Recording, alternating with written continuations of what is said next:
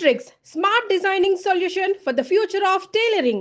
AP మంత్రి నారా లోకేష్ కుటుంబ సమేతంగా ప్రయాగ్రాజ్ మహాకుంభ మేళకు వెళ్లారు. ఈ సందర్భంగా ఆయన భార్య బ్రాహ్మణి, కుమారుడు దేవాంష్తో కలిసి త్రివేణి సంగమం వద్ద పవిత్ర స్నానం చేశారు. ఓ పడవలో నదుల సంగమం వద్దకు చేరుకొని ప్రత్యేక పూజలు నిర్వహించారు. ఆ తర్వాత వారణాసి కాలభైరవ ఆలయాన్ని సందర్శించారు. ఈ మేరకు ప్రయాగ్రాజ్ వద్ద తీసుకున్న సెల్ఫీని ట్వీట్ చేసి నిజంగా ఆశీర్వదించబడ్డాం అని లోకేష్ సెల్ఫీని ట్వీట్ చేశారు. మరోవైపు ప్రయాగ్రాజ్లో కొనసాగుతున్న కుంభమేళకు సామాన్య భక్తులతో పాటు ప్రముఖులు పెద్ద సంఖ్యలో తరలి వస్తున్నారు.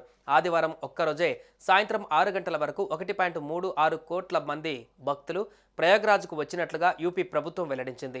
దీంతో నిన్నటి వరకు మొత్తంగా 52.83 కోట్ల మంది కుంభమేళలో పుణ్యస్నానాలు ఆచరించినట్లు తెలిపింది. ఇక ఈ నెల 26 వరకు మహాకుంభమేళ జరగనుంది. ఇప్పటికే 50 కోట్లకు పైగా భక్తులు పుణ్యస్నానాలు ఆచరించారు. విదేశాల నుంచి కూడా భక్తులు తరలి వస్తున్నారు. పాకిస్తాన్ నుంచి కూడా హిందువులు కుంభమేళకు రావడం విశేషం.